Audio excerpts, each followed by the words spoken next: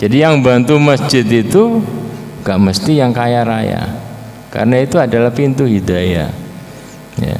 Tidak semua Allah gerakkan hatinya. Maka ketika Allah gerakkan hati kita, ya kita sangat bersyukur itu ya.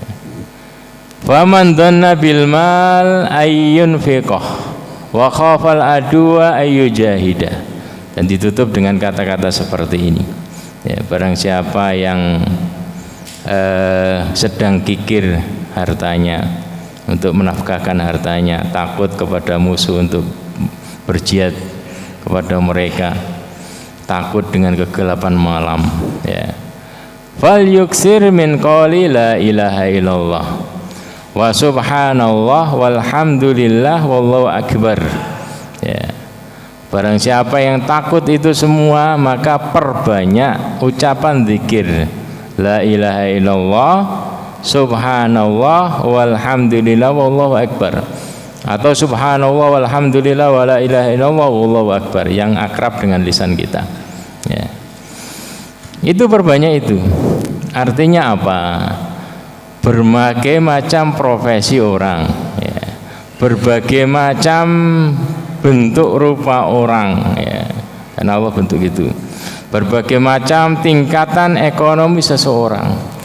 Tapi yang paling harus digarisbawahi, yang paling sukses di mata Allah itu siapa yang lisannya sering mengucapkan subhanallah walhamdulillah wala ilaha illallah wallahu akbar.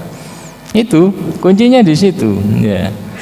Ya, seberapa banyak kita bisa mengucapkan itu, itulah orang yang terbanyak, itu yang paling sukses. Kadang orang kan banyak teori gini, teori gini, teori gini, kemudian dia lupa zikir kepada Allah, karena puncak pusat segala sesuatu alam ini adalah Allah ya. Ketika lisan kita itu ringan untuk berzikir, berarti kita sedang lepas dari jeratan setan. Ketika kita itu lupa berzikir, berarti otak kita itu sedang dijerat ya, dibelenggu oleh setan ya. Itu yang patut kita garis bawahi. Kadang orang banyak bertele-tele begini terus dia lupa dengan zikir ya. Artinya apapun profesimu ya, apapun pekerjaanmu, jangan lupa ya, untuk memperbanyak ucapan subhanallah walhamdulillah wala ilaha illallah wallahu akbar ya. Pembahasan hadis pada malam hari ini yaitu kita bahas pada hadis yang ketiga ya. Kalau yang pertama tentang mengkafil anak yatim, yang kedua agar kita tidak gampang meminta-minta, yang ketiga tentang membantu janda dan orang miskin. An Abi Hurairah radhiyallahu anhu anin Nabi sallallahu alaihi wasallam qala asai alal armalati wal miskin kal mujahid fi sabilillah wa ahsabuhu qala wa qal qaim alladhi la yaftur wa qasaim alladhi la yuftir, rawahul Bukhari wa Muslim.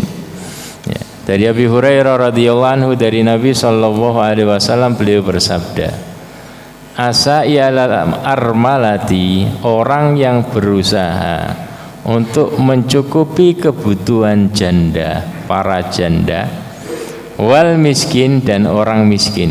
Banyak orang hanya berhenti di al-armalati, berhenti di janda bacanya, sehingga yang diburu hanya janda. Yang jadi pembahasan untuk dibantu itu hanya janda. Padahal hadisnya ini ada kelanjutannya, wal miskin, orang miskin ya. Kenapa? Karena terkadang ini menjadi perangkap ya. Perangkapnya di mana ya? Aslinya dua-duanya ini adalah peluang amal soleh ya, yang luar biasa. Cuman kemudian kita hanya melirik dari yang pertama saja karena ada yang bisa dinikmati kan gitu. Kalau miskin apa yang dinikmati kan gitu ya. Jadi tujuan utama itu adalah bagaimana kita membantu. Sa'i itu adalah orang yang bekerja, tapi hasilnya itu sebagiannya diberikan kepada bukan keluarga dia. Banyakan orang kan bekerja untuk dinikmati oleh anak istrinya. Ini enggak, sebagiannya diberikan kepada bukan dari keluarga dia, yaitu para janda dan orang-orang miskin yang tidak ada hubungannya dengan dia. Oh, ini tingkat keikhlasannya kan tinggi itu.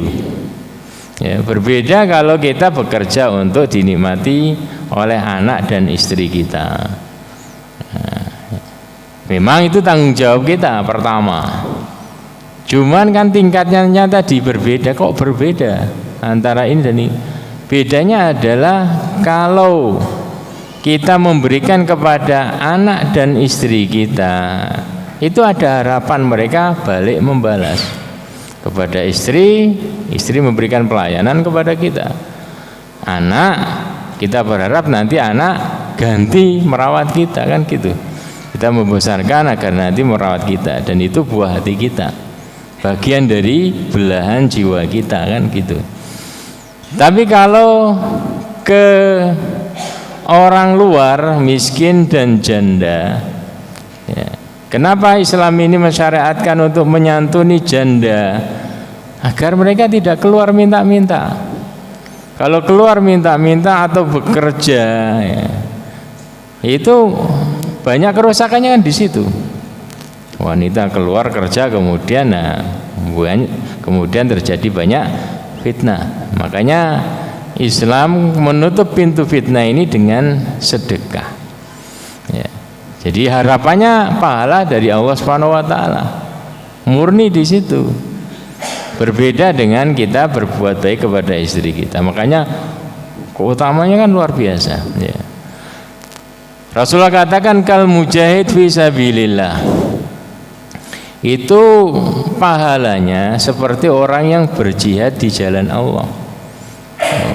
Pahala jihad di jalan Allah itu luar biasa tuh.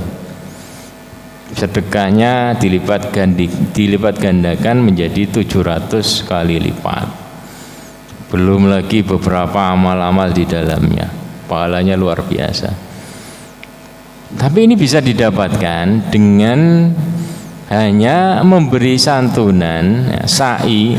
Itu bukan hanya sekali dua kali, tapi dia menanggung. Ya, jadi ada beberapa ini ditanggung seperti anak yatim itu. Artinya dia utun, setiap kerjanya itu dia sisihkan, ya.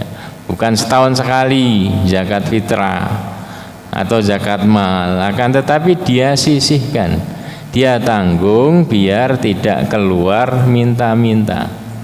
Makanya dia sisihkan. Kalau dari dia mungkin hanya sedikit, dia mungkin gabungan beberapa.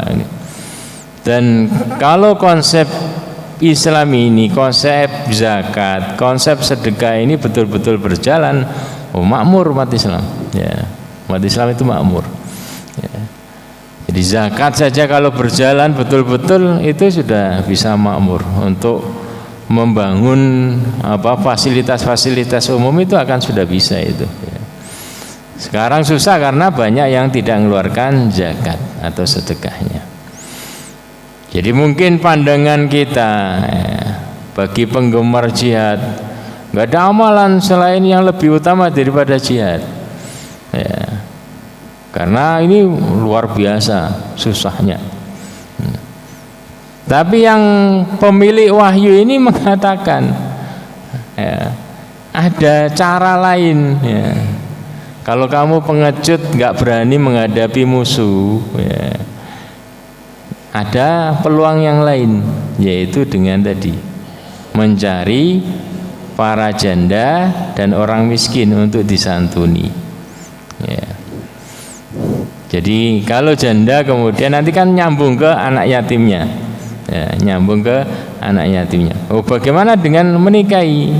Ya, ada plus dan minnya. Ya. Kalau bisa menata betul-betul, artinya menjaga keluarga inti dia. Kemudian bisa ini juga bagus menata. Kebanyakan kan setelah nikah dengan ibunya, anak yang yatim ini kan nggak diurusi, ya, karena ada benturan dengan keluarga inti dia itu, istri yang pertama, ya.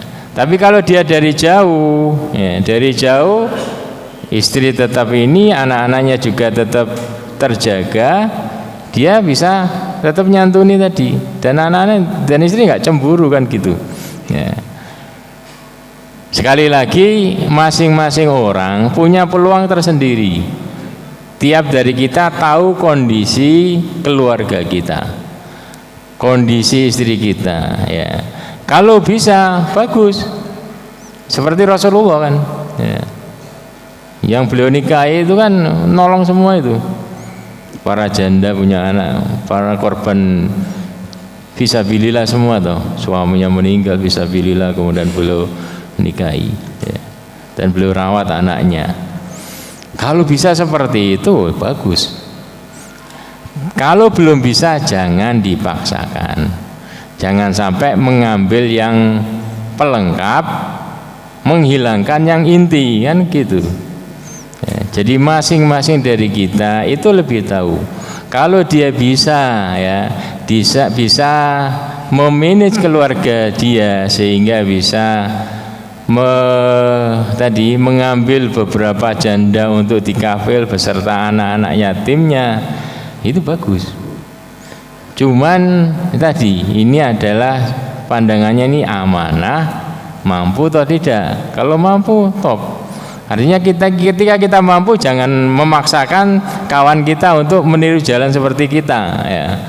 Kalau kita tidak mampu, jangan memarahi kawan kita yang mampu, kan gitu toh. Ya, jadi cara pandang kolaborasinya kan tadi seperti itu. Jangan memandang seseorang itu dengan gaya pandang kita, ya, karena kondisi masing-masing orang itu berbeda, ya. Jadi ada kawan kita yang bisa sempurna, ya bagus, kita doakan, kita ucapkan selamat. Tapi kalau belum mampu, jangan memberanikan diri, ya, tetap dibatasi ini. Asai alal armalati, menyantuni, ya, disantuni, yang penting rutin kan gitu, ya. Itu insya Allah dapat pahala, tetap dapat pahala. Jangan sampai kemudian saya takut, kemudian nggak berani, nggak keluar dana sama sekali. Artinya ini adalah tanggung jawab kita bersama, peluang, ya, peluang amal kita bersama, nggak tanggung-tanggung. Kal mujahid fisabilillah, pahalanya itu seperti orang yang berjihad. Jihad itu adalah puncak, ya, durwati sanamil Islam, puncak keislaman itu, karena berat, ya, berat. Taruhannya jiwa, raga, harta, keluarga, ya, itu kan karena berat tadi. Kemudian beliau lanjutkan.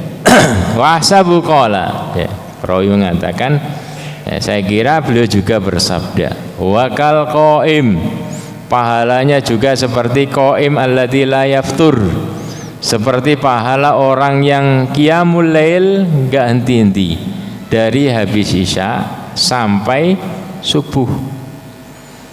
Wakasoim, dan seperti orang yang pahala orang berpuasa alladzi la yuftir, yang terus puasa, tiap hari puasa, siangnya puasa, malamnya sholat, ya. Pahalanya seperti, maksudnya apa, ya, pahala itu akan berimbang. Maksudnya apa? Kenapa kok dia diberikan pahala seperti itu? Karena yang masuk kategori seperti ini dia belum betul-betul nanggung itu makanan terus nyambung terus, tiap hari dikasih, ya, mengkafil namanya, membantu. Kalau kita, dan Islam tidak menutup, ya, peluang bagi mereka yang tidak mampu untuk full bantunya, untuk sebagiannya, tapi yang penting continue terus, kan seperti itu, ya. Jadi hadis ini menjelaskan kepada kita agar kita ini memandang para janda, memandang orang miskin, memandang orang-orang lemah itu dengan pandangan peluang amal soleh. tidak memandang sebagai sebuah aib atau apa kan gitu. Dan jangan kemudian mengedepankan komen yang jelek-jelek. Dia miskin karena dia begini. Nah, itu jangan. Karena boleh jadi itu balik kepada kita ya. Karena kita kembali kepada tadi bahwasanya ini adalah takdir Allah. Ya, ini adalah takdir Allah karena tidak ada seorang pun yang mau hidup ini. Semuanya bercita-cita pengen kaya raya, pengennya. Takdirnya itu takdir kaya raya. Tapi namanya takdir, kadang kita sudah berusaha maksimal tapi kok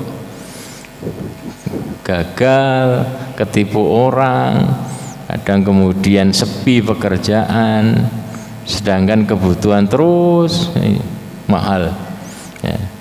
Itulah peluang ya. Jadi hadis ini mengajarkan kepada kita cara pandang yang baik ya.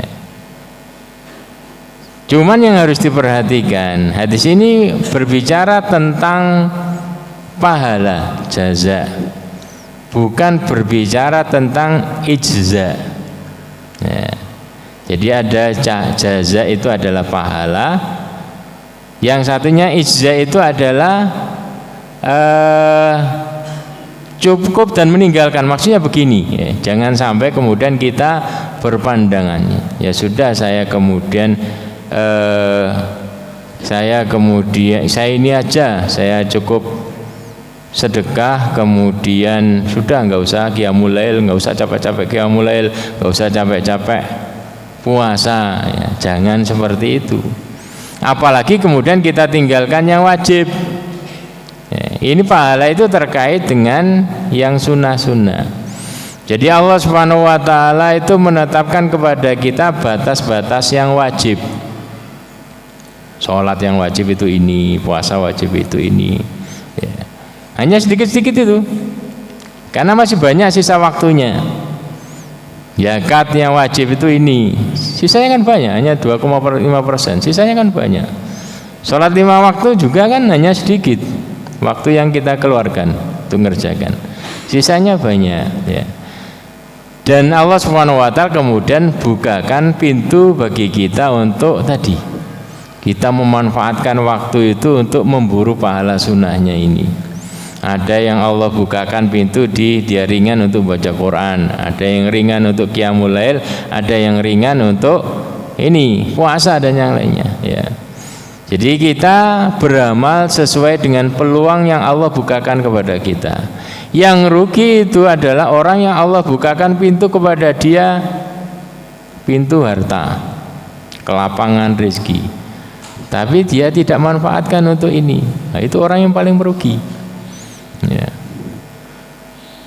Dia menjadi bakhil, kemudian dia ngambil sisi mungkin hanya Quran ditinggalkan, ini boleh saja, tapi ini memang paling mudah bagi dia itu. Ya. Lebih ideal lagi kalau semua pintu amal dia kerjakan. Dia ahli sedekah, ahli qiraatul Quran, ahli sholat malam, ahli puasa. Oh itu bagus. Seperti kisah Abu Bakar nanti kita akan bahas. Silakan adzan dulu.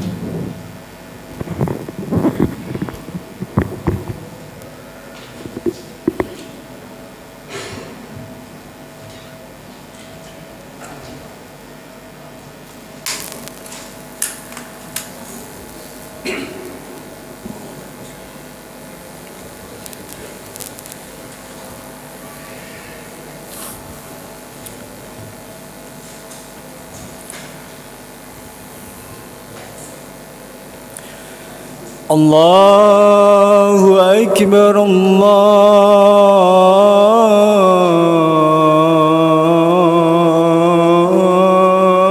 Akbar,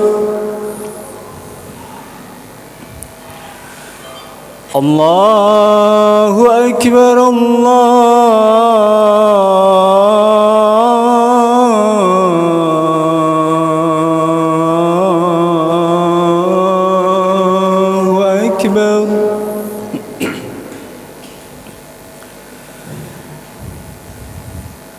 أشهد أن لا إله إلا الله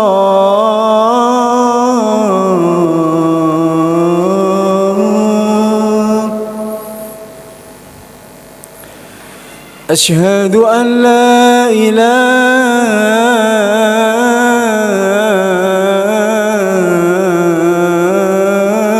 إلا الله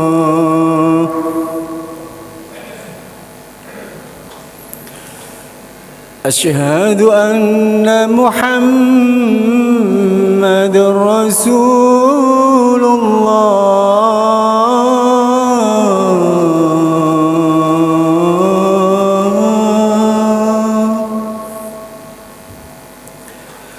أشهد أن محمد رسول الله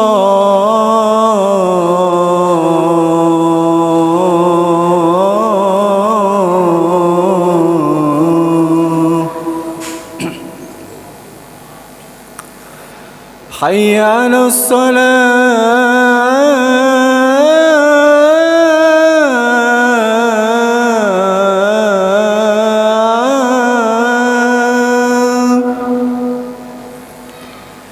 حي على الصلاة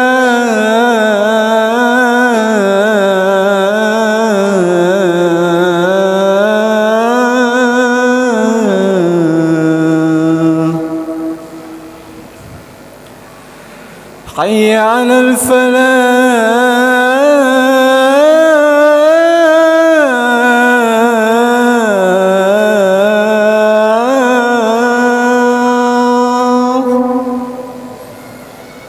حي على الفلاح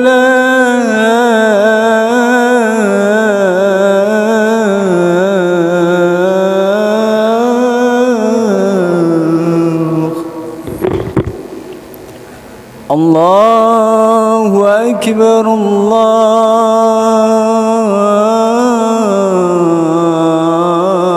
الله أكبر لا إله إلا الله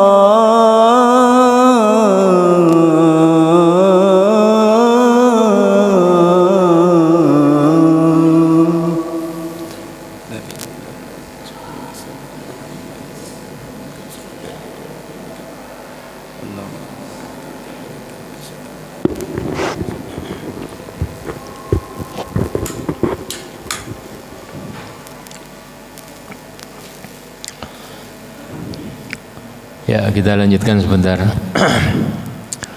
Di antara contoh profil orang yang multi tadi itu, berbagai peluang amal dia kerjakan, itu adalah sahabat Abu Bakar As-Siddiq. Dia tidak hanya fokus di satu pintu kebaikan, tapi berbagai macam pintu kebaikan beliau kerjakan. Dia memandangnya tadi berbagai macam peluang, kemudian dia kerjakan. Jadi dalam sebuah hadis yang diriwayatkan oleh Imam Muslim dari Abi Hurairah radhiyallahu anhu, qala Rasulullah sallallahu alaihi wasallam, Abu Hurairah menuturkan Rasulullah sallallahu alaihi wasallam pernah kultum subuh. Ya, bukan kultum sih, langsung nanyakan kepada para sahabat, ngecek sudah ngerjakan belum pelajaran-pelajaran yang beliau kerjakan, beliau ajarkan. Ya, pertama beliau tanya, man asbaha minkumul yawma shaiman. Ayo pagi ini siapa yang puasa? Kalau Abu Bakar Abu Bakar ngacung, saya ya Rasulullah, saya puasa. Qala faman tabi'a minkumul yawma janazah. Ya, pagi-pagi beliau tanya juga. Habis tanya siapa yang puasa, kemudian beliau tanya lagi, siapa yang pagi ini sudah ngamalkan nyelawat orang meninggal. Nih. Kemudian Abu Bakar menjawab, qala ana. Abu Bakar ngacung, saya ya Rasulullah. Qala faman at'ama minkumul yawma miskinan. Ya. Hari ini siapa yang sudah sedekah ngasih makan orang miskin? Abu Bakar mengatakan, kalau Abu Bakrin ana, saya ya Rasulullah. Kalau faman ada minkumul yauma maridun, ya, Pak. Siapa yang hari ini sudah jenguk orang sakit? Kalau Abu Bakar ana. Maka Rasulullah SAW bersabda, ma ijtama'na fi mri'in illa dakhalal jannah. Amal-amal ini, ya, tidaklah amal-amal ini terkumpul dalam satu orang kecuali dia wajib masuk surga. Ya, pertama dia ahli puasa, ahli ini nyelawat jenazah, ngelayat jenazah, ahli jenguk orang sakit, ahli ngasih makan orang miskin. Ya. Nah, ini kalau terkumpul itu ada diri seseorang, kata Rasulullah, insya Allah masuk surga. Ya. Artinya Abu Bakar ini memberikan contoh kepada kita bagaimana kita ini menjadi pribadi yang pintar melihat peluang amal, jangan membatasi pada satu peluang saja. Dalam hadis yang lain pernah Umar itu pengen ngalahkan Abu Bakar. Amarona Rasulullah SAW an natasaddaq wa wafaqa dzalika malan indi. Jadi suatu hari Rasulullah SAW menyerukan untuk sedekah. Ayo tabarruat, sedekah. Ya. Maka para sahabat semangat, dan kebetulan waktu itu Umar panen, mungkin dapat uang banyak. Ya. Faqultu al-yawma asbaqu Abu Bakrin. Ya. In sabaqtuhu yauman. Ya. Kayaknya hari ini aku bisa mengalahkan Abu Bakar. Ya. Karena saya sedang punya duit ini, panen. Fajitu binisfi mali, saya datang kepada Rasulullah membawa separuh hartaku. Mungkin tabungannya dapat mungkin 10 juta, 5 juta lah tak bawa. Nah, orang kan kalau zakat paling 2,5% toh. Ini langsung 50%. Ya, dia bawa. Ya, kalau di rekening ya langsung dilihat, oh separuhnya dibawa. Dulu belum ada rekening. Ya. Faqala Rasulullah SAW, ma abqaita li ahlik. Apa yang kau tinggalkan untuk keluarga kamu? Kata Umar, mislah, separuhnya ya Rasul. Seperti itu ya Rasulullah, itu separuh hartaku. Tiba-tiba setelah itu datang Abu Bakrin. Bikul 5 indah, dia datang dengan semua tabungannya. Faqala ma abqaita li ahlik. Apa yang kau sisakan untuk keluarga kamu? Kata Abu Bakar, abqaitu lahum Allah wa rasulah. Aku tinggalkan aku sisakan bagi mereka Allah dan Rasulnya. Artinya saya yakin dengan janji Allah dan Rasulnya. Maka Umar mengatakan, ya, saya tidak bisa, ya, saya tidak mampu mengalahkan Abu Bakar selamanya kalau modelnya seperti ini. Bahkan ketika Abu Bakar ini kan ditunjuk jadi khalifah, pengganti Rasulullah. Sehari setelah diangkat itu orang pada nyari Abu Bakar, pengen ngurus itu. Ternyata Abu Bakar ini di pasar dagang, jualan di pasar. Maka pada Al-Syura ini kemudian mereka rembukan, kalau khalifahnya sibuk dagang, nah siapa yang ngurusin negara ini? Maka kemudian ditetapkan harus ada gaji untuk khalifah. Abu Bakar nggak mau, tetap dipaksa harus. Biar kamu nggak dagang, biar kamu fokus ngurusi negara ini. Ya, diterima oleh Abu Bakar.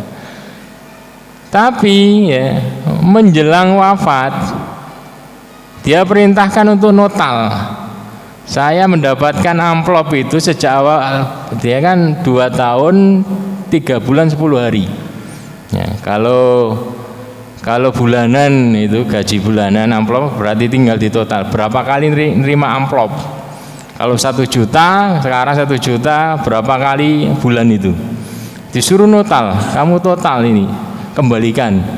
Itu harta negara yang saya niatnya bantu negara ini kok. Jadi di total semua gajinya Abu Bakar ini Kemudian Abu Bakar memerintahkan mengeluarkan dari hartanya untuk ganti ini dikembalikan ke Baitul Mal. Maka kemudian ya itu yang susah ditiru hari ini toh. Siapa yang mau niru itu? Maka kemudian Umar mengatakan laqad at'abta man ba'dak. Wah, ini yang membuat susah orang yang sepeninggal kamu, ini yang susah mengganti kamu, itu yang susah kalau niru seperti itu. Ya. Jadi itulah sosok sahabat Abu Bakar As-Siddiq. Bagaimana beliau ini menjadi tokoh ya, menjadi contoh dalam bagaimana kita ini memanfaatkan peluang-peluang amal yang Allah bukakan kepada kita. Demikian, semoga bermanfaat. Assalamualaikum warahmatullahi wabarakatuh. Demikian tadi yang disampaikan oleh Ustaz Dr. Hambal. Semoga kita bisa mengambil hikmah dan manfaatnya. Selanjutnya sesi tanya jawab, monggo dari Bapak Ibu yang monggo. Yang kemarin. Gimana? Yang kemarin. Ada yang bertanya kemarin itu. Yang kemarin. Yang ditunda. Siapa? Oh ya, nggak apa-apa, ini dulu. Berkenaan dengan ini sekarang ini. Yes, sudah pesan minggu kemarin. Oh ya, nanti. Ya, soalnya selengganan. Yang belakang-belakang. Gurune Kak To. Gurune Kak To pas. Assalamualaikum warahmatullahi wabarakatuh. Waalaikumsalam warahmatullahi wabarakatuh. Terima kasih Ustadz atas waktunya. Berbicara tentang janda Ustadz, ciri-ciri atau kriteria yang seperti apa yang harus kita utamakan untuk kita bantu Ustadz? Karena kebanyakan tidak semua janda itu susah Ustadz. Kadang ada yang kaya. Apakah yang kita bantu itu yang sudah tua atau sudah punya anak yatim atau gimana Ustadz? Terima kasih. Assalamualaikum warahmatullahi wabarakatuh. Waalaikumsalam warahmatullahi wabarakatuh. Jadi yang kita bantu, kita utamakan untuk dibantu itu adalah yang mahrum. Ya. Jadi kemarin kita jelaskan ada dua tipe orang yang membutuhkan. Yang satu dia sa'il, berani minta-minta. Yang kedua dia membutuhkan tapi pantang untuk minta-minta, tapi dia sangat membutuhkan. Ya. Nah, ini yang kemudian patut kita cari itu seperti itu. Ya. Dan Abu Bakar Abu Bakar, Umar, para pendahulu kita itu mereka ya punya amal-amal tersembunyi seperti itu. Jadi suatu hari Umar itu pengen ngobrol dengan Abu Bakar, tapi dia pikir Abu Bakar sudah hilang. Maka dia pergi ke rumahnya Abu Bakar, dia ketuk pintu, kemudian yang jawab istrinya. Ya, dia tanya mana Abu Bakar, maka dijawab, Abu Bakar kalau jam-jam segini nggak pernah pulang, dia di masjid nggak pernah pulang. Kata Umar, tadi saya lihat pulang, saya tunggu di masjid, kemudian terus sudah ngilang. Ya, sudah pulang. Kata istrinya nggak pernah pulang ke jam segini itu. Ya. Maka kemudian Umar penasaran. Ya, Umar penasaran. Maka besoknya seperti itu juga. Nah, ketika Abu Bakar keluar, dia ikuti. Ternyata tidak pulang ke rumah, ternyata menuju ke rumah di pojok Madinah, rumahnya orang tadi, ya janda tua yang sudah buta. Dia kirim makanan, bahkan dia masakkan, kemudian dia tinggal. Nah, setelah Abu Bakar pergi, maka Umar bertanya kepada janda tadi, wanita tadi itu, ya. Yang datang ke kamu barusan ini, apakah tiap waktu datang? Iya, setiap waktu dia jam segini mesti datang, ya, membantuku mencukupi kebutuhanku. Ya. Nah, itu yang kemudian menjadikan terenyuh oleh pada hatinya Umar, ya, bahwasanya Abu Bakar ini punya tadi, ya, betul-betul ngamalkan hadis ini, as-sa'i alal armalah. Jadi yang diutamakan itu ya yang betul-betul tidak mampu, membutuhkan. Ya. Kalau pengen yang bantu janda muda ya boleh-boleh saja. Ya, dibantu biar tidak keluar kerja atau apa. Ya cuman tadi itu ya dijaga, jangan sampai kemudian jangan sampai terjadi fitnah. Ya. Cuma jangan berhenti di situ, jangan berhenti di yang semangatnya di jandanya, karena hadis ini ada kelanjurkan wal miskin, ya, dan miskin. Nah, itu yang perlu juga dipikirkan, diperhatikan. Artinya Islam mengajarkan kepada kita untuk peduli agar tidak semua hasil kerja kita itu lari ke rekeningnya istri, anak kita, tapi perlu untuk yang keluar. Karena Rasulullah SAW bersabda ma'amana bi man bata syab'an wajaruhu ja'i ila jambihi wa huwa ya'lam bih. Dalam hadis riwayat Tabrani dari Anas bin Malik, Rasulullah SAW bersabda, tidak beriman kepadaku orang yang, artinya tidak beriman kepadaku itu tidak ikut jalanku ini, ya, tidak ikut petunjukku. Orang yang bermalam kenyang, ya, dan sedangkan tetangganya itu lapar dan dia tahu bahwasanya ada tetangga yang betul-betul beda kalau nggak tahu, ya. Jadi perlu untuk kita menyisihkan sebagian rezeki kita untuk mendapatkan peluang amal ini. Nggak tanggung-tanggung. Kal mujahid fisabilillah, seperti orang berjihad fisabilillah. Kal qaim, seperti orang semalaman sholat malam, siangnya selalu puasa. Yo, pahalanya nggak tanggung-tanggung itu. Kita paling kuat puasanya berapa hari, kuat qiyamul lail paling berapa jam, ini full semalam suntuk. Ya, jadi amalan yang ringan tapi butuh kontinuitas. Dan Abu Bakar dan Umar meniru Abu Bakar ini. Sepeninggal Abu Bakar, dia tadi mencari peluang amal ini, mencari para janda, kemudian dia kafil. Ya, janda miskin, ya, dia kafil. Ya, itu.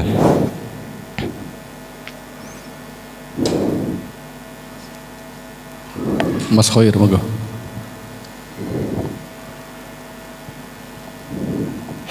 Assalamualaikum warahmatullahi wabarakatuh. Waalaikumsalam warahmatullahi wabarakatuh. Pertanyaan saya ini sesuai dengan beberapa pertemuan yang telah lalu. Masalah takdir, kan? Masalah takdir. Oh, takdir. Ya. Kemarin Ustadz itu menerangkan masalah takdir, bahwa segala peristiwa yang ada di dunia ini adalah sesuai dengan kehendak Allah. Kemudian saya pernah membaca Al-Quran surat Ar-Rum ayat 41 yang berbunyi a'udzubillahi minasyaitonirrajim. Dzaharul fasadu fil barri wal bahri bima kasabat aydin nas. Telah tampak kerusakan di darat maupun di laut itu disebabkan oleh tangan manusia. Nah, ayat ini kok seolah-olah Allah itu menyalahkan manusia, bahwa kerusakan yang ada di darat ini disebabkan oleh kedua tangan manusia. Sementara takdir bahwa semua itu adalah kehendak Allah. Tapi dalam surat Ar-Rum seolah-olah Allah itu menyalahkan manusia. Sekian, Assalamualaikum warahmatullahi wabarakatuh. Wassalamualaikum warahmatullahi wabarakatuh. Jadi iman dengan qadha dan qadar itu adalah kita meyakini sabqu ilmillah, bahwasanya ilmu Allah itu mendahului. Artinya Allah tahu lebih dulu sebelum kejadian. Ya. Jadi Allah tahu hamba ini melakukan seperti ini. Kalau kita tahunya kan setelah kejadian, ya.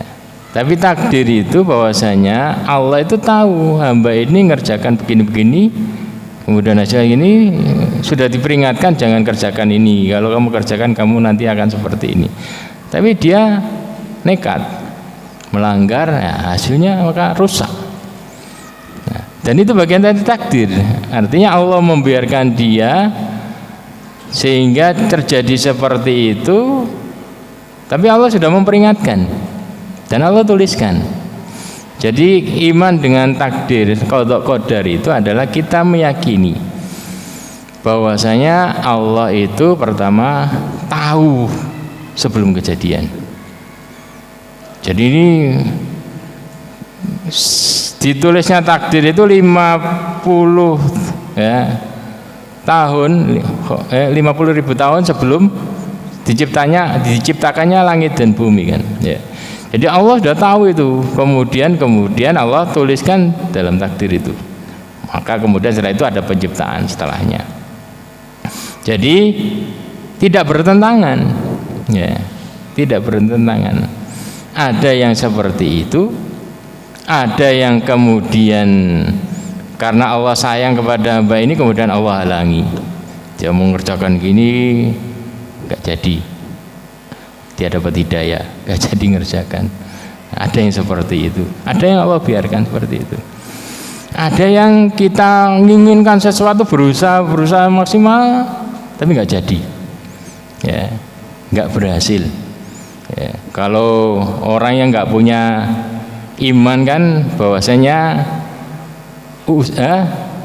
hasil tidak mengkhianati usaha ya, hasil tidak mengkhianati usaha. Artinya kalau usahanya maksimal hasilnya akan maksimal, nggak ada peluang takdir di situ, itu keliru itu ya.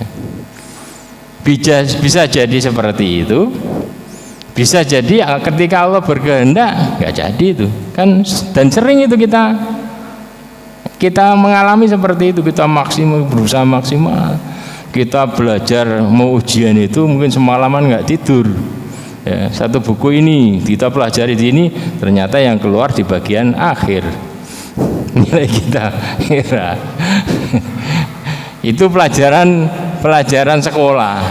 Pelajaran dunia kita masya Allah tani, kita terapkan teori yang ada itu, tapi ternyata ada hama di akhir. Tapi bagi seorang yang beriman, dia meyakini bahwa ya, di balik takdir, setiap takdir Allah itu penuh dengan hikmah. Ketika Allah menghalangi kita dari sesuatu, pasti ada yang lebih baik yang Allah siapkan bagi kita, kan itu. Jadi orang beriman itu, makanya di dalam hadis itu ajaban li amril mu'min, inna amrahu kullahu lahu khair wa laysa dzalika li ahadin illa mu'min. Sangat menakjubkan kondisi seorang mukmin, orang yang punya iman, karena semua keadaan dia itu bernilai baik bagi dia. Dia pikirannya selalu positif. Kalau tertimpa Allah bukakan kelapangan bagi dia, dia akan syukur. Kalau Allah ujikan kesempitan bagi dia, maka dia akan bersabar ya. Jadi tidak bertolak belakang itu. Karena tadi yang penting kita yakini apa yang kita tetapkan, dan yang lebih menang itu adalah takdir Allah kan, bukan keinginan kita loh. Kan seperti itu ya. Kadang Allah menghukum kita, Allah sudah memperingatkan, kita kerjakan, kita kena hukuman tadi itu, banyak kerusakan, kita kena musibah macam-macam. Ada yang kita sudah taat masya Allah, tapi kok hasilnya enggak ini ya. Tapi orang beriman itu ya tadi tetap meyakini pasti Allah akan bukakan pintu-pintu kebaikan bagi dia. Nah, jadi itulah pentingnya kita beriman, mengkaji ayat-ayat, hadis-hadis tentang takdir, agar kita tadi bisa selalu lapang dada, berpikir positif, dan selalu semangat. Karena kita selalu berkeyakinan Allah kasih kita yang terbaik. Makanya Rasulullah katakan wa yu'jibuni al-fa'lu ya, la adwa wala tiara, enggak ada ya keyakinan apa sial, ada gini nanti akan sial gini, boleh ada itu dalam Islam, sudah dihapus, itu keyakinan jahiliyah. Wa yu'jibuni al-fa'lu ya, yang aku senangi itu adalah fa'lu, optimis ya, saya optimis nanti saya akan dapat rezeki banyak, saya optimis saya akan sukses. Cuman ketika tidak sukses, inilah takdir ya, kan gitu. Jadi selalu tidak kekurangan alasan untuk bisa bersyukur ya. Seorang mukmin itu tidak kekurangan alasan untuk bisa selalu mensyukuri ketetapan-ketetapan Allah Subhanahu wa taala. Ya, demikian. Demikian tadi yang disampaikan oleh Ustaz Hambal. Semoga sekali lagi kita bisa menjalankan ilmu yang kita dapatkan. Barangkali tadi hari ini ada yang sudah pernah menolong janda. Coba angkat tangan. Sudah membantu janda hari ini siapa? Cak Fering guyune kayak wis tahu iki. Ya, mohon maaf kalau ada kesalahan. Kita tutup dengan bacaan hamdalah dan doa kafaratul majelis. Alhamdulillahirabbil alamin. Subhanaka Allahumma wa bihamdika asyhadu an la ilaha illa anta astaghfiruka wa atubu ilaik. Wassalamualaikum warahmatullahi wabarakatuh.